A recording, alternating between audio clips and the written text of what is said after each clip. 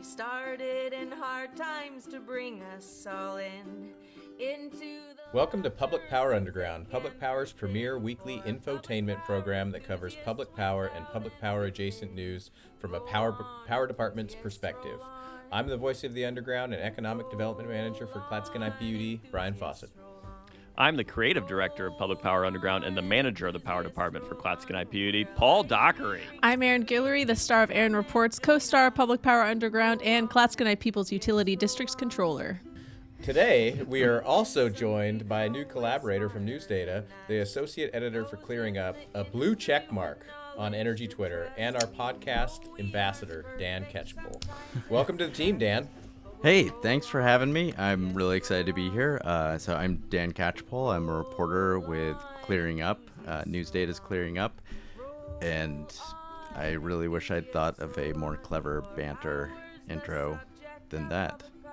You do realize that we read you in. All the read-in had you as a reporter for Clearing Up, and then you repeated it. I feel like the podcast ambassador, we got to get you up to speed. Sorry. This is the podcast framework we're working on, Dan. Maybe this is a two-way ambassador. We really like to script people in and then immediately descript them. Yeah. That's my time here, folks. Thanks for having me. The good news is I've already been cut. I don't think we're at 2 years yet. I think this is like one. Isn't this one? I think we are near the 1 year anniversary, actually. It was around the October timeframe that we started doing this, right? I believe so. I think so. And somehow we fit in 3 seasons in 1 year. I love how loose I am on seasons. It's like any prestige drama. They have very loose guidelines on what a season is. It can be 12 episodes. It can be 8 episodes. We're like the prestige podcast of Northwest Public Power, right? We are.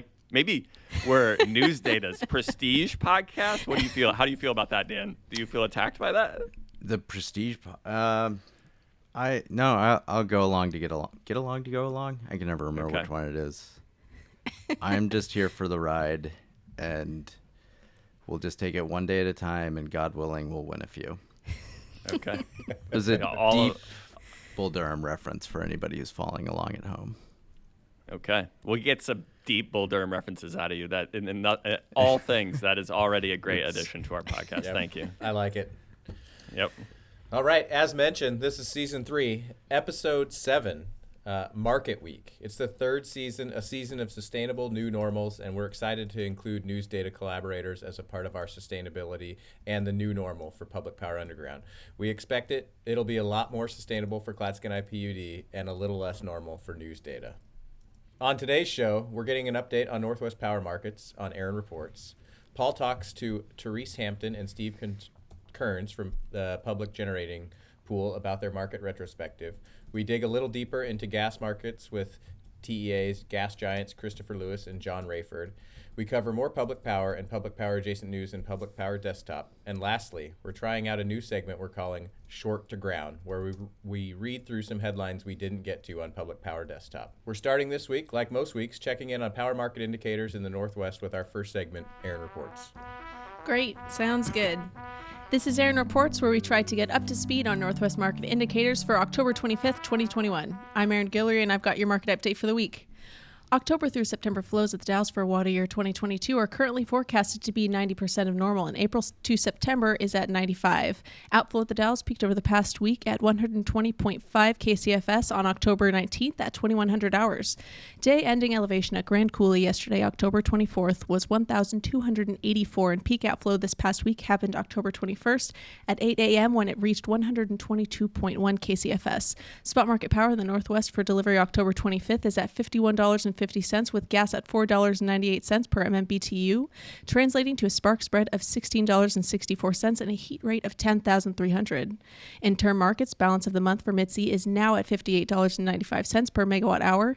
Mid-C power for December 2021 is at $84.40, down from $90.95 a week ago. December gas at Sumas is trading at $7.14, translating to a heat rate of 11,800. Taking a look at fish counts at Lower Granite Dam, 249 steelheads passed through yesterday. Spending a beat at Bonneville's Balancing Authority, peak load this past week was 7,056 on October 19th at 7:35 a.m. During load's peak, hydro generation was at 7,856, wind gen was at 21, conventional units were at 1,203, and nuclear was at 1,163. All units in megawatts. ENSO for the July, August, September period sits at a negative 0.5 oceanic Nino index. The multivariate ENSO index for August, September is negative 1.41. And the SST consolidated Nino forecast indicates that we're likely to remain in a La Nina through spring 2022. This week in NOAA climate forecasts, the 6 to 10 day outlook has temp above normal for the region. Precipitation is expected to be below normal in the southern part of the region and slightly below normal in the north. Their 30-day and 90-day report indicates temperatures in the normal range and a chance of above average precipitation. Special thanks to AnswerG for letting us use their dashboards for Arin Reports and to Luigi for collecting and compiling the data. That's all we've got for this update. All right, next up is our weekly walkthrough public power and public power adjacent news in a segment we like to call Public Power Desktop. Take it away, Dan. All right, thank you, Brian. With December natural gas prices bouncing around $7 per MMBTU, the Underground decided to ask some experts to help dig deeper into the macro drivers that have pushed prices up from $4 about a year ago and even low $2 before that. So joining us to talk about the market movers are experts from the Energy Authority, TEA. Chris Lewis is TEA's portfolio manager, and John Raiford is their director of natural gas trading. So together, we're calling them the Gas Giants. Hey, John, welcome to Public Power Underground. Thanks, Paul. Glad to be here. Appreciate to be part of the conversation. Good to have you. Chris, welcome. Welcome. Thank you, Paul. Thanks for inviting us. Well, you know, I've been struggling with natural gas pricing. I reached out to my friend too at TEA, who's my special market correspondent, market and metaverse. And he was like, "Oh, I know smarter people about natural gas, specialized people, and you two were the ones. You're two of the ones he recommended. It's an honor that you got nominated by a friend of the Underground. It sure is. For sure. You guys have the right hesitance for sure. Yeah, for sure. Right hesitance. Sure, it's great to be here. So, natural gas markets feel pretty crazy right now, at least in the Northwest, which is where I experience them. So Europe has this crisis going on. We see a lot of cost pressures in North America, at least on the macro level. Even Henry Hub is elevated. And then Sumas Gas, which is our Northwest trading hub, is in the $7 range for December. And I'm going to start with you, John. What is going on? Help me understand this. Yeah. I almost bring it all back really to the start of the pandemic almost, right? I think you can probably draw a line trace to where we are today almost to that point. And it just so many more factors came into play for natural gas markets post-pandemic, post-March 2020.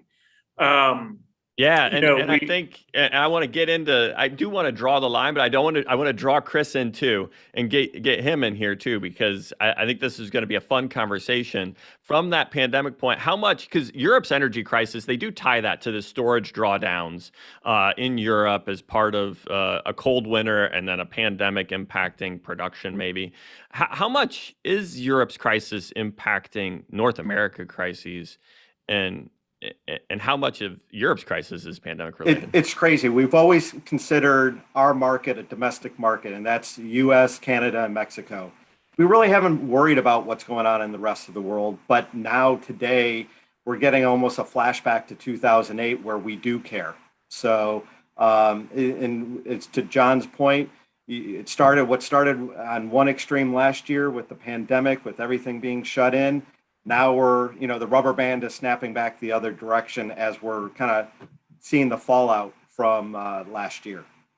Yeah, so demand is coming back for this product. So John, kind of where is that through line from the start of the pandemic? Was it just some speculation about what would happen that ended up causing other things to happen? Draw that through line for me. Yeah, so we've had increasing natural gas generation for power, right, becoming a larger part of our portfolio mix domestically for a long time. That trend wasn't new.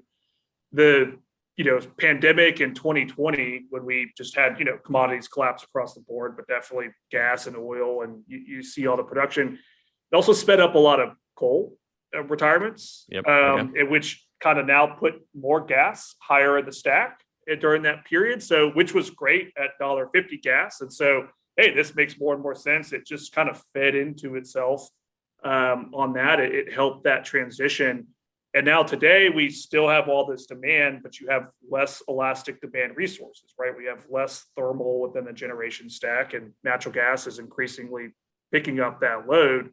And like Chris alluded to, now we've got international markets to think about as well.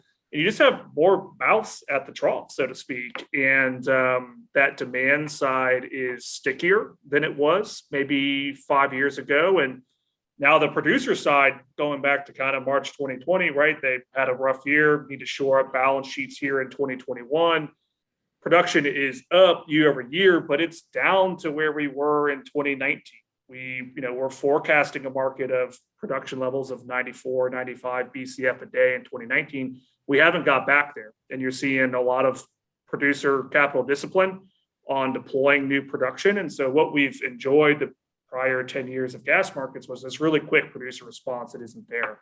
And so that's that rubber band that kind of seems to be snapping back a little bit on really both sides of the equation, on the supply and the demand side, and then add in global economics as well and an energy transition. And here we go. You got $7 gas in the Pacific Northwest and around the country, for winter. And one thing there, I think you hit on a lot of these elements, but you called the demand side stickier. So for those that, I think I kind of get what that means, but what does that mean? Is it because there's more generation using natural gas, you have a more stable demand side of that equation? Is that what you mean by stickier? I mean more, you have less to switch to now. There's less optionality on the demand side. So there used to be a lot more sensitivity. If gas prices got to about 350 in that range, you would ramp up maybe some older coal generation that was still hanging around. That's gone now, and gas is continuing to fill in the gaps to renewable resources, but now just also base load, and there's not much else to switch to. So, as except loads, oil. Yeah, except oil oil is going to be the next switching point. And that's part of, as you mentioned, the fear that's kind of taken over in the market right now. The fear is, okay, we've switched as much coal as we can. What's next? Next is oil switching. That's a double-digit gas price. We see it every year up in the Northeast. But once you start seeing how everything is tied together with overseas in the LNG markets, to now having to be worried about maybe switching to oil even here in the States, that's just what has ramped up the volatility that was flatlined for the last 3 years, and to help contribute to the sizable gains that we've seen this summer. So, and you've mentioned it a couple of times, this like tie to the European markets. In my head, like LNG exports weren't big enough to drive a U.S. market for an export. When did that change? When did we get enough LNG exports? And is it a real fundamental, or is it largely a fear? No, it's a fundamental. There's roughly about 12 BCF a day of export capability, and we've been pinned right in that 10 to 11 BCF a day range. We've saw a little bit of a pullback here in the fall as all the facilities do their seasonal maintenance, but they're starting to ramp back up. There's a couple new trains that are getting ready to come online by the end of the year. So that's going to kind of continue to march higher. And with spreads, the price spreads that we're seeing overseas, we're talking $30 plus markets over in Europe. It's not easy, or it's pretty easy to see that, we're going to export as much as we can, to fill that need overseas. And back to some of the domestic macro pushes. So there was an article in the Wall Street Journal about even at $80 a gallon for a barrel of oil, you aren't seeing a lot of picking up a production in these shale oil fields. And as I recall, and correct me, you all are the gas giants here. A lot of that low gas prices we saw in the late teens was because of the shale oil, natural gas was a byproduct, and there ended up being a flush of gas. So is this this slowing of production on those type of well one of the macro elements driving U.S. Localized natural gas prices? John, do you want to take that one? Yeah, I'll take this one, Chris. Short answer is yes, Paul. On the producer side, after a really tough 2020, we're just not seeing that response. Particularly in two major regions. You have the Marcellus, which is a dry natural gas area in Pennsylvania, Ohio, West Virginia, in that area. You haven't seen the natural gas response there, and that's kind of limited to, again, that's energy transition, and there's less takeaway capacity, so less pipelines out of that area. So you've got a big field, but you don't have the highways to get out, or the on ramps and off ramps to get out of that region to incentivize that production. Okay. And then on the oil side, we were, for the past really 3, 4, 5 years, kind of, you'll hear the Permian shales, which is kind of West Texas, Oklahoma, your traditional oil fields.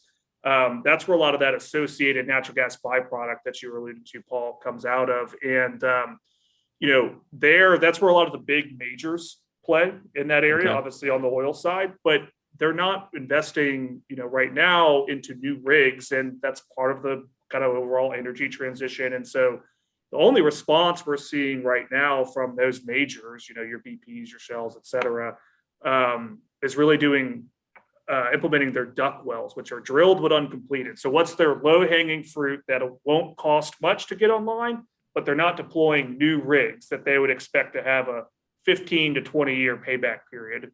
They're just not deploying those right now. They're holding to that capital discipline that we're seeing. And so that's the stickiness now we're seeing on the production side. And so, I look back to planning, again, 94, 95 BCF a day was where we were going to be 2 years ago to fill up all that takeaway LNG capacity Chris looked at.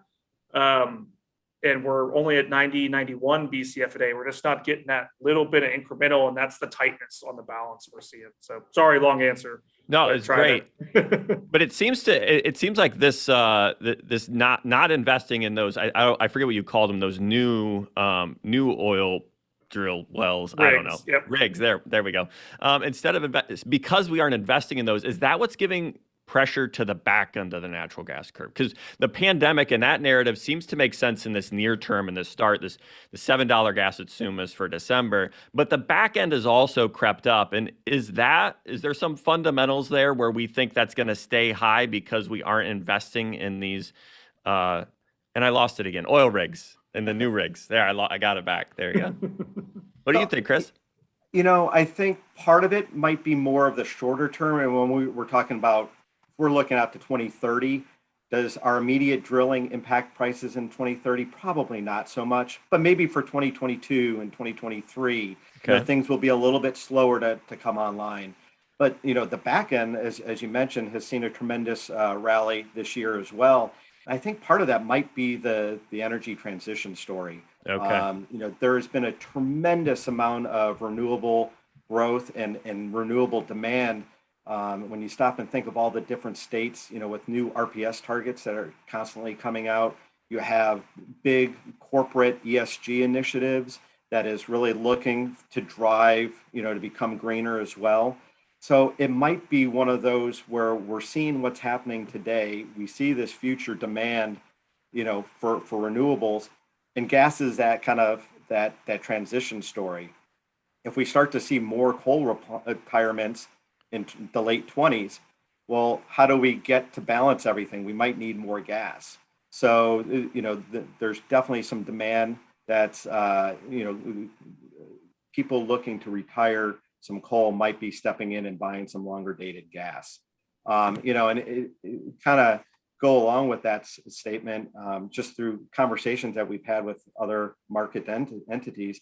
We're seeing more end user industrial hedging coming into the market right now. There's been really no need to hedge from their standpoint because gas has been weak. Every time we got up near $3, the producers would step in and it would fall right back down. But now there's that little bit of the fear from the industrial side and they're stepping in and buying, multi-year hedges right now, things that they may not have done for the last 5 years. So, I think it's several different factors at play that could be, looking at that longer dated shift. So this has been a great conversation. I do want to give what I've processed, and then you can correct me because we got a couple more minutes, maybe if I have a correction. So near term, it sounds like the near term is a pandemic story about kind of the near term production constraints and near term pandemic restraints. So that kind of a lot of the pandemic story. The long term, am I hearing you right, Chris? That some of that is just energy transition, and you called it ESG. What's ESG stand for? That's the environmental, social, and governance that has really taken hold. It's kind of like with the global crisis right now. You open up any website, you're going to see or go in any quarterly report, and you're seeing now a lot more mentions to ESG initiatives by companies, and that's just one component. It's that whole transition story that is kind of gaining hold over the past year or so. So what do you think of my simple soundbite there, John? Is that kind of, I simplify it too much? I mean, these are complex topics. No, I think you got it there, Paul. The pandemic, kind of shook up the fundamentals, both on the production and demand side here in the short term. And then it sped up some of the factors we're seeing with an energy transition. And, I think the bottom line and, is as we look ahead, whether it's, here in the short term or long term, there's just a lot more implied volatility in commodities markets right now. And I think, if you had to kind of boil it down to one sort of essence or statement, that's really kind of where it is in our view. And yeah, it's a bullish market at this point. I mean, all these indicators are driving to somewhat a bullish market for natural gas. It is the fear premium that we're seeing right now as to what could happen this winter. We saw what happened last winter when we had that Arctic blast go all the way down into Texas. Now there's fears, it's a very tight market. What's going to happen or what could happen if we get a repeat? Fascinating stuff. I really appreciate both of you coming on. What do you think of your honorary title? We've decided I can bestow honorary titles, even though we're coordinated, collaborating with News Data, now a real news organization. The gas giants of the underground. How's that feel? You feel good about that? I'd wear it with the badge of honor. Yes. Yeah, exactly. Okay. Exactly. Well, thank you both. Anything else you want to leave us with before we head back to the underground? I think we covered it all. Okay. From the Energy Authority, we covered it all. That's the official word. I love it, Chris. Thanks, John. Thanks, Chris. Now back to the underground for news. I mean, really great conversation with the gas giants. Arin, you're up next. The global supply chain crunch isn't just a concern for holiday shopping, it's also a worry for the energy industry. The crunch in California is mainly affecting battery energy storage, according to Jason Fordnay's excellent feature article in the October 15th issue of California Energy Markets. The supply chain for solar equipment is more diversified and established than that of batteries, which has resulted in less disruption amongst the solar industry, but there are still slowdowns. In the Pacific Northwest, utilities are also seeing lead times extend out for distribution level equipment like transformers and meters. The supply chain issues come at a time when California is ramping up its online battery capacity. In a September news release, CAISO indicated its online battery storage had reached 1,500 megawatts, with another 1,500 expected by the end of 2021. You can find Jason's article as well as CAISO's September news release in the show notes for more information. All right, Paul, you're next. A federal judge blocked a Montana law that state lawmakers passed in an effort to force 4 of 6 owners of Colstrip's power plant to pay for maintenance to keep the plant running long after their planned exit in 2025. In an effort to overturn the law, the 4, Puget Sound Energy, Portland General Electric, Pacificor, and Avista, filed a federal lawsuit in May against the state of Montana and 2 owners who want to keep the plant running, Northwestern Energy and Talon Energy. The 4 owners are under state decarbonization mandates in Washington and Oregon, and they want out of the 1,480 megawatt coal-fired plant by 2025. They don't want to pay for work to keep the plant running past then. The law, House Bill 266, was passed earlier this year and allows the state to fine owners $1,000 a day if they aren't paying for long-term maintenance. That's up to $36.5 million a year. U.S. District Judge Susan Waters disarmed the state of Montana for now, and in her ruling, she said the four utilities make a really strong case that House Bill 266 is unconstitutional. If you want to learn more, head over to Clearing Up. The link is in the show notes. Read more of Dan's article and Dan's content. Well done, Dan. Thank you. Speaking of Dan, he's up next. Researchers figured they'd find fewer Chinook salmon in the waters where the Puget Sound's southern resident orcas like to hang out compared to the number of Chinook salmon in the to where their northern neighbors go to dine. But researchers found the southern waters had 4 to 6 times more salmon than the sampling site farther north. Although we know Chinook populations are declining in the area, that southern resident killer whales, or orcas, are less healthy than the northern residents, and the sample size of the study is small, the findings provide some evidence that factors other than salmon abundance, things such as pollution and ship traffic, might play a bigger role in orcas' hunting success than previously thought. In any case, the study is sure to spur more scientific inquiry on the subject. Thanks to Ian Bledsoe for summarizing the news. If you want to learn more about the topic, check out my colleague Casey Mahaffey's article in this week's Clearing Up. Links in the show notes, and if you subscribe to Public Power Underground on Substack, which you should. Also, it should be noted that the researchers also found 4 to 6 times more abundant salmon at Red Lobster. Oh, where's the badump can we get that? Where's the badump ching? I feel like a bump-ching is my whole life. Since deregulation in the 1990s, the Northwest has taken several runs at forming an organized market of one sort or another, but every attempt has floundered. Now, the transition from fossil fuel resources to intermittent renewable resources, plus utilities experience with the Western EIM, is prompting renewed interest in organized markets. The Public Generating Pool released a report looking back at those failed attempts. The goal of the report, called Organized Market Retrospective, is to draw lessons from the past efforts and use them to better focus market conversations now. The report found 3 common themes that past market initiatives struggled with: governance, transmission cost allocation, and the certainty of benefits relative to the costs. To learn more, we're joined by returning champion Therese Hampton, Executive Director of PGP and first-time guest on Public Power Underground, Steve Kerns, PGP's Senior Technical Advisor. Hey, Therese, welcome back to Public Power Underground. Hi, Paul. Thanks for having me. Great to be back. And congratulations on season 3. Things are bigger and better than before. Very exciting, a 3rd season. I think you've been on like 2 after dark episodes. And well, I guess the one was more like a bonus premium episode and then an after dark. So this is like your first time on hey, this is going to be a normal episode, Therese. That's right. That's right. Be normal with us. And Steve, this is your first time. Welcome to Public Power Underground, Steve. Thank you, Paul. I'm looking forward to the conversation. I think this will be a fun conversation. I get to have it with 2 really smart people, which are my favorite conversations. And let's be honest, we all get to talk to really smart people all the time. So this is great. Love this industry. Okay, we're going to dive right in. So y'all did Organized Market Retrospective at PGP.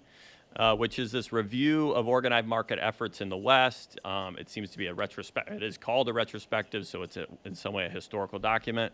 I'm still digesting it, and I wanted to get your insights. And I think, Therese, I'm going to start with you, around what do you think are the underrated aspects and underrated lessons we can learn as we take another step towards organized market evolution? I think there's a couple of things, and I think you did say lessons. So I think the important thing is this is hard. It's hard no matter where you're at, whether you're in the Northwest, whether you're in the Midwest, whether you're in the Southeast, right? This is a challenging issue that people have struggled with all over the country because it involves compromise, giving up control, and it creates uncertainty for your future. So that's kind of the underlying thing. What we saw, though, in the events that we looked at in the past is a couple of things. Each of the efforts took a minimum of at least 3 years 3 years, people invested time in this, and they had a lot of momentum, and they had a lot of enthusiasm and certainty that they were all headed in the right direction. And then in the end, it can kind of really fall apart when it comes to making the hard decisions and the hard commitments. And so 3 years is kind of a magic number to determine whether, you know, you're gonna live or die. So I didn't pick that up when I was reading it. I was just seeing numbers and I didn't do the math. So this is like an underrated 3 years. Seems to be a magic number. So we're 2 years into the resource adequacy program. So next year is a big year. It is a big year. Yes, it is a big year. Okay. To go from non-binding to binding will be really, really important. And to set up that governance structure, right? If you can get that governance structure set up, it's one of the core issues, right? Governance is one of the core issues. Right. So you said you had a couple. So the 3 year thing, really interesting. That is probably underrated. What's your other one? The other one is that it is ultimately really important that there are benefits, that there are regionally defined benefits. The mandates, FERC had tried different things with standard market design. We're seeing states try to put things in place, but ultimately you have to be able to have solid benefits for something to go forward. And even after RTO West and Grid West, right, were unable to kind of come to fruition in what they had designed, what we did see come out of that was coordinated transmission planning, because people realized the benefit of that, and so they continued with that. So finding some regional benefit, even in the incremental steps, I think I saw that as well coming through in the document. Steve, did you have anything to add on this? The insightful, interesting new tidbits you got from the retrospective. Well, to pick up on Therese's point, I think the Western Energy Imbalance Market is another example of where regionally determined benefits got in front of policy mandates and allowed parties to see the benefit and to move forward, with absent that pressure from federal and state regulators.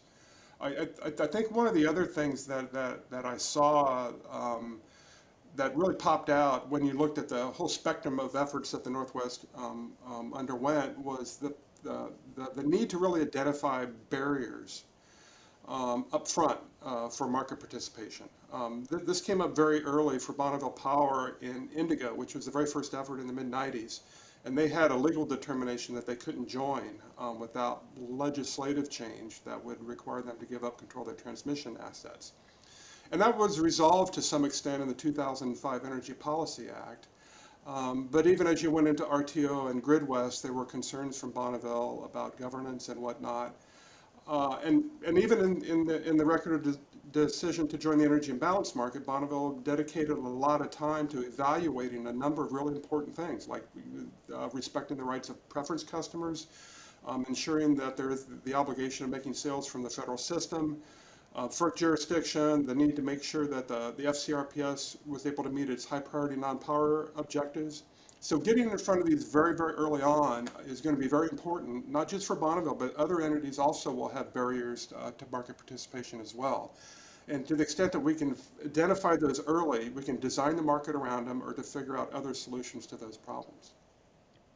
Yeah, and you did kind of pivot there because that was one of your recommended next steps. And I wanted to kind of ask you, Steve, around next steps. So, similar to what I asked Therese about the historic retrospective, what for you are the kind of underrated elements of the next steps that can help? Well, one of the things that we identified, and some of the intent here was to just get people thinking outside the box a little bit. And this is setting up your governance structure first. So typically you define what kind of market solution you want, then you identify what kind of governance structure you want. The idea here is to really lay out your governance framework early to guide you in the decision-making process throughout what kind of market solution that you want. Getting that identified early, we think will solve a lot of problems and make sure that the parties that are participating in these efforts are really engaged and vested in a long-term solution. It also seems like that's a really difficult proposition, though. I mean, if you're trying to get your governance set up first, that does require you have like funding for an independent board before you have anything else designed, and you have to have commitment to fund and an independent board and staffing. Am I missing something there? That seems like a really big lift to just fund an organization before you actually know what the organization's gonna do. Yeah, I think that's right. I think that's kind of the provocative part of that recommendation is because it kind of challenges the how much scope do you need to have defined before you turn it over, right, to an independent decision-making structure. And I think sometimes what we find, if we think about, the 3-year time frame, there's a point at which, right, things have been defined enough, but people aren't willing to let go of everything that they had wanted. And so it's trying to find that balance, right, of I'm committed with this rough frame, and then I recognize I'm not going to have control of everything for forever, right? I mean, this is part of why this is all so challenging, is because you are giving up individual control, and you've got a certain level of uncertainty that comes along with that. Yeah, that is underrated. I don't think I picked it up during some of your other presentations. This kind of flipping on its head of the organization of the government structure. Therese, did you have something else that you thought in the next steps is underrated, is not getting enough of the pitch or the credit? What do you think? Well, I think the governance one is really the one that has kind of piqued our interest and curiosity. I think the other one that is not, underrated. I don't know if that's the right word for it, but we really are encouraging to think about what every party needs. Every party needs to be supportive of the effort. You can't say, well, as long as public power is happy, well, as long as the investor owners are happy, well, as long as the stakeholders, it's got to be the IPPs, the investor owns, the public power, and we have to think about all the associated parties for them that need to be happy. We need to think about shareholder risk. We need to think about state regulators. We need to think about kind of the politics of all of this. And part of our encouragement is that investor-owned utilities think about preference and are just as invested in us solving that as we should be in ensuring they get regulatory approval. And that gets back to your earlier point, Therese, about the need to compromise, right? I mean, these market solutions are going to be give and take. Parties are going to have to go into this expecting that they're not going to win on every issue. They're not going to be able to maximize revenue and keep all their legacy transmission rights. There's going to have to be a give and take throughout this whole process. And the transmission cost shift is a great example of that, right? Work that was done in the mid-90s that looked at and estimated what the transmission cost shifts would be for moving from legacy physical transmission contracts to a single tariff had winners and losers. And trying to figure out the best way to mitigate those that were disadvantaged from that single tariff is going to be a really, really big challenge. And it's something we shouldn't try to solve on our own either, because other places around the country have gone through this also. And trying to find best practices that have already been established for managing some of these is going to be part of the equation as well. Yeah, I do want to give a little bit of a pitch. It was a great summary, great report. There was this section in there about shared market function, benefit, and challenges. There was this table of what are the benefits, what are the challenges, who does it benefit. I thought that was a great table, especially for people new to this conversation like me, who were, I participated a little bit in the MC effort, but this is a, fun little new topic to dive in on. And that table helped so much ground myself in, why is there friction? Because why does this topic cause friction? Right. So thank you very much. A great report. I will put it in the show notes. I'm going to do one more hard-hitting question, though, that I did not prep you for, okay? Which is the best named initiative? Is it Indigo or the MC? What's your favorite? It's not MC, because that doesn't tell you anything, right? What is MC? A master of ceremonies. Right. It's like this is a master of ceremonies for it feels like you put a nice suit on. You're an MC. You're trying to get everybody to come to I don't know that that's what it certainly was not what it was intended for. It's a great name though. Unintentional name. Indigo, also a great name. So you're voting for Indigo, Teresa. What about you, Steve? Oh, go ahead. Go ahead, Steve. I think RAP is a great name. We didn't have that in the paper, but I really like that name. I think it's great. It kind of, it implies, closure to something. It's great. And we could put a wrap on all of these efforts, right? I mean, this could be it. So wrap. I did. Love it. Great conversation. I have so many more questions. I will either take them offline or maybe we can follow up again, but great having both of you. Thanks for doing this. Thanks, Paul. Yep. Now back to the underground for more news. All right, Paul, you're up next. Okay. Our friends from Cowlitz PUD made the news last week.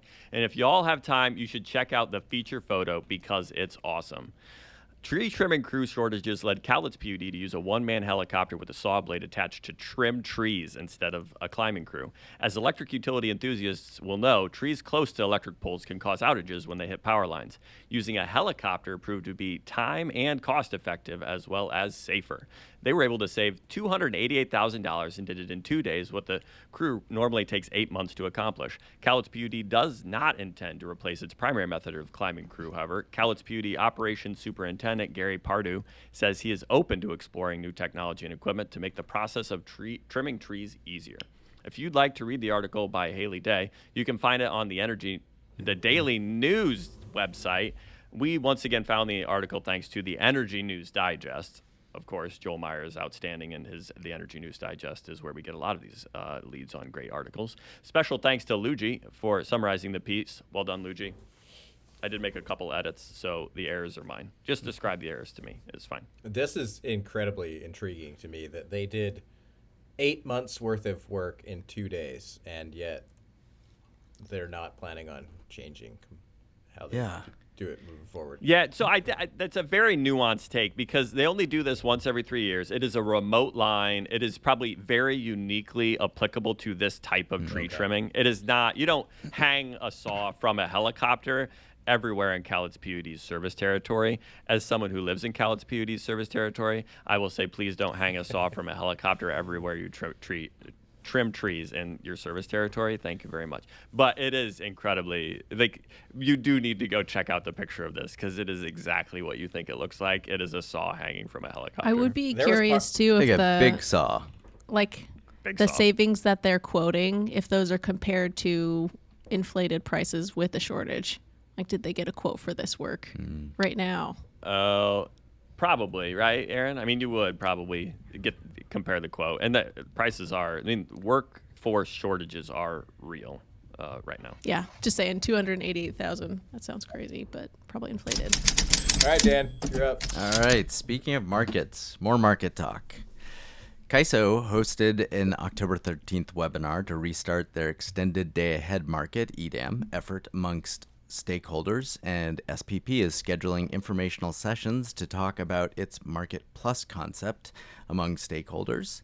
CAISO's EDAM initiative started 2 years ago, but hit a pause due to several complications, including a deprioritization of the effort as CAISO focused on summer readiness in the fall of 2020 and spring of 2021 after the blackouts, I'm sure we all remember, in August 2020.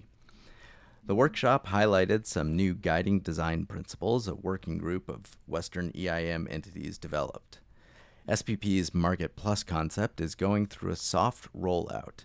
Their plan is to get into a more formal stakeholder process early next year after doing some more intimate, targeted information gathering. Either process is public. If you want to participate in CAISO EDAM's workshops, look for participation information on their calendar of events. If you're interested in SPP's Market Plus concept, you can email marketsplus, all written out, at spp.org. We expect the evolution of either and both markets to be the subject of future stories on the underground and in Clearing Up in our sister publication, California Energy Markets. So if you know someone who's an expert, that the underground or news data should reach out to for context, send us a note and we'll send them an invite. Yeah, Arin, why don't you tell us about the 3 most important things in a decarbonized power grid? Oh, well, thank you. Well, the 3 most important things are transmission, transmission, transmission. Grid operator PJM Interconnection says it will cost $2.2 billion to $3.2 billion to build enough transmission to handle the offshore wind and renewable generation that the state that the states in its territory want to build by 2035. Despite the big price tag, PJM's report says that the transmission projects and renewable generation would lower customer costs. They won't be paying for more expensive fossil fuel resources or transmission bottlenecks, and there will be more exports to the Mid-Continent Independent System Operator, or MISO. The report projects the addition by 2035 of 45 gigawatts of solar, 14 gigawatts of onshore wind, 14 gigawatts of offshore wind, and 7 gigawatts of energy storage. FERC commissioners have noted the need for more transmission as the country's power grid moves away from fossil fuel resources and adds huge amounts of intermittent renewable resources. FERC is considering revising rules for transmission planning and construction to help that build out. Thanks to Dan Catchpole for summarizing the news. You can find a link to PJM's Phase 1 study results on their website. Really interesting. I'm glad, Dan, you highlighted this article for us this week. I did want to do a couple things that I thought were incredibly interesting. The first is this is the upgrades necessary for the within system, not the offshore components of the transmission. This is just within the PJM footprint. So after you've gotten the wind onto shore and have those onshore facilities in place, it's the transmission infrastructure for the rest of the system, which I think is an important clarification. And then I just did some math for the 14 gigawatts of offshore wind. The $2.2 to $3.2 billion ends up being around $200 per kW. Which, when you actually run through, it's a reasonable, it's still high for transmission costs related to generation projects. But if you put it in the dollar per kW of installed capacity, it's not mind blowing.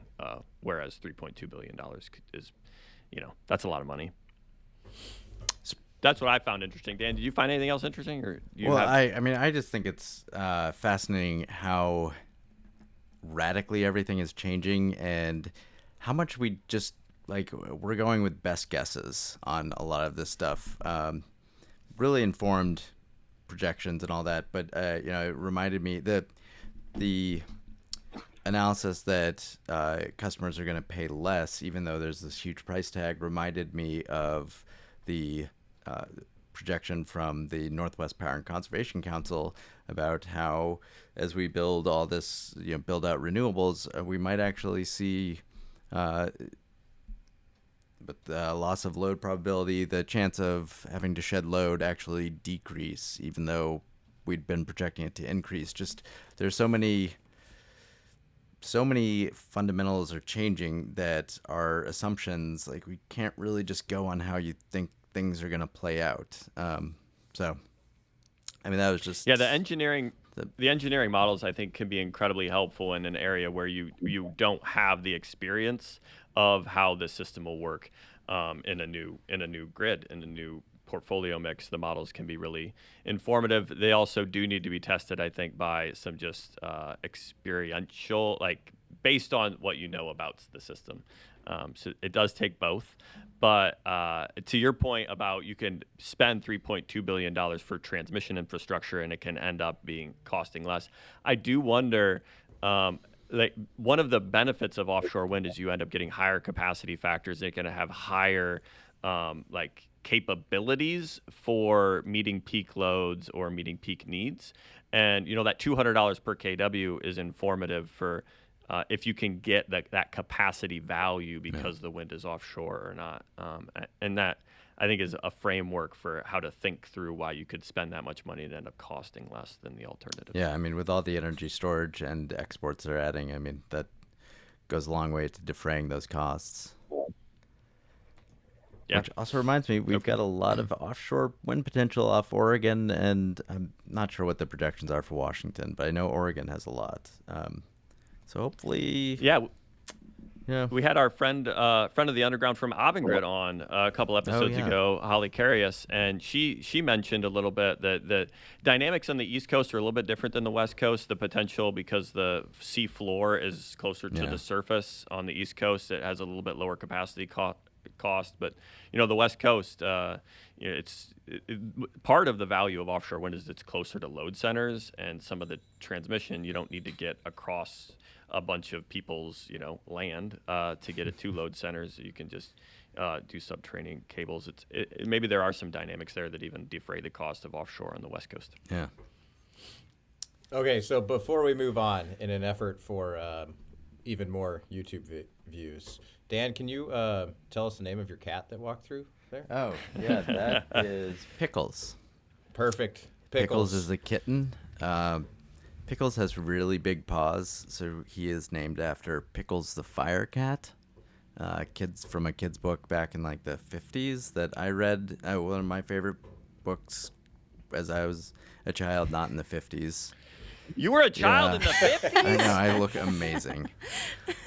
You do. So I wondered if you were Superman, if you were like Clark Kent, but I don't know. You got the hair for Clark Kent, I guess is what I'm saying. well, thank you. It is You're welcome. one of my greatest achievements. For all of our podcast listeners, if you are also a cat and kitten lover, you have to tune into YouTube.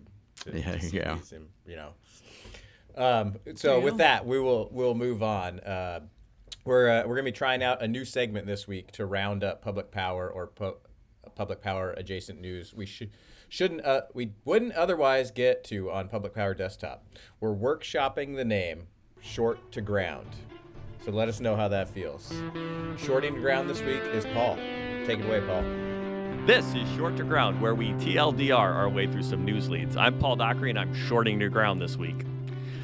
In Northwest Fish Topics, parties in a legal battle over the operation of federal dams in the Columbia Basin are proposing to put the litigation on hold for 9 months, agreeing to a short-term operational plan for 2022, while they try to work out a long-term solution to the problem of diminishing salmon returns. This news came days before a new process to determine whether there are reasonable ways to replace the 4 lower snake dams was announced in a joint statement by Senator Pat Murray and Washington Governor Jay Inslee. And in more technical fish operations news, the annual balance between the reservoir elevation behind Grand Coulee Dam and ensuring the right amount of water is flowing in the Columbia River below Bonneville Dam for chum to spawn is expected to be challenging this year due to the drought. But members of the Columbia River Technical Management Team noted in their October 20th meeting that rain could come to the rescue before the first week of November, when spawning usually begins for Columbia River chum, a species listed as threatened under the Endangered Species Act. In supply and demand, natural gas generation's future could be brightening in California after a stressful summer on the Golden State's electric grid. State utility officials are considering upgrades to natural gas-fired power plants and potential deferral of some planned battery energy storage installations. However, further analysis is needed to determine the impact of potential gas capacity increases on air quality, particularly in disadvantaged communities, California PUC staff said. And the Oregon PUC on October 15th acknowledged Avista's 2021 Natural Gas Integrated Resource Plan, which does not anticipate a need for any significant capital investments in Oregon to meet demand in the next 20 years. We're a power department, so we love our supply and demand topics, so we're going to cover one more. Portland General Electric on October 15th took a major step toward meeting Oregon's clean energy standard by releasing a request for proposals seeking 1,000 megawatts of clean energy resources. The utility also announced plans to increase its access to distributed energy resources and expand its demand response program. Moving on to news about personalities in the region, some retirement news broke through last week. Frank Afrangi, president of Northwest Power Pool, will retire in January 2022, the organization announced October 14th. And Scott Coe will retire as Emerald PUD's general manager on January 1st after 9 years at the helm. Top stories out of California energy markets this week are that an Excel subsidiary serving southeastern New Mexico and West Texas plans to stick to a retirement and conversion schedule for 2 coal-fired power plants in its portfolio, despite the irreversible decline of an aquifer that provides water to 1,000-megawatt coal plant, as well as farms and communities in the region. The Northwest Public Regulatory Commission, at a meeting October 20th, approved Southwestern Public Services 2021 Integrated Resource Plan, which calls for seasonal operation of the 2-unit Tolk generating station in Texas and full retirement of the plant as scheduled in 2032. And the Federal Energy Regulatory Commission on October 21st approved Southern California Edison's wholesale distribution access tariff with a lower wires charge for standalone energy storage than the utility included in its original 2019 proposal. And regional Round up, California's energy grid operator launched a new effort to improve its interconnection process, driven by accelerated build-out of energy resources and the need to relieve a clogged interconnection queue. In news from the other Washington, D.C., that is, the Interior Department plans to sell 7 offshore wind leases by 2025, including 2 on the West Coast, Interior Secretary Deb Haaland said October 13th. And we'll end by clearing it up this week. State regulators want a stronger role and more oversight in the Northwest Public Power's Nascent Resource Adequacy Program, according to an October 12th letter to the Power Pool signed by representatives of regulatory commissions in every western state except Montana and New Mexico. State officials are clear in the letter that they're not ceding their oversight role in the public interest. The program's regional footprint will bring FERC jurisdiction, and the states in that expanse, the officials say, should be able to file rate or tariff change proposals under Section 205 of the Federal Power Act. Special thanks to Ian for collecting and compiling the report, and News Data for the leads. That's as much current as we can carry this week. Back to you, Brian. Wow, that is a ton of information. Thank you for the run-through, Paul. Yeah, that was a lot. I don't know. Send us any notes you have on that segment. See if we should change it, not include it. Was it too much, Dan? I felt like a lot. We covered a lot. I'm not sure if you took a breath during that whole thing. That is all the news we're covering this week. Send us any news, questions, opinions, or corrections to Paul on Twitter @APowerManager. Or if you're a friend of the Underground, send any of us a note. So thanks for joining us, Dan. And thank you, Pickles, most importantly. Thank you, Ian. Thanks, Arin. Great to have you all. Our next episode will be recorded November 8th, 2021, where we expect to be joined by Jason Fordney, the editor of News Data's California Energy Markets publication. To make sure you don't miss it or any other episodes, you can sign up for an unintrusive newsletter with links to all the ways to consume this fascinating content at publicpowerunderground.substack.com. Otherwise, you can subscribe on YouTube, Spotify, Apple Podcast, or your favorite podcast app. You don't have to be subscribed to News Data to get this podcast, but it sure makes our podcast make a lot more sense. That's all for this week. Thanks for tuning in. We started in hard times to bring us all into the laughter through thick and through thin. Public Power Underground is a production of Clatskanie PUD and News Data. The views expressed here are our own and not the official views of neither Clatskanie PUD nor News Data, nor the organization of the guests also appearing on Public Power Underground. Public Power Underground is public power and public power adjacent news from a power department's perspective. It's written and directed by Clatskanie PUD's Power Department, led by me, Paul Dockery, and it's edited and published by the stellar team at Pioneer Utility Resources, led by associate producer Sarah Wooden. Our theme song, Roll On Enthusiast, was rewritten, performed, and recorded by Arin Guillory and Ian Bledsoe. Public Power Underground for electric utility enthusiasts. Public Power Underground, it's work to watch!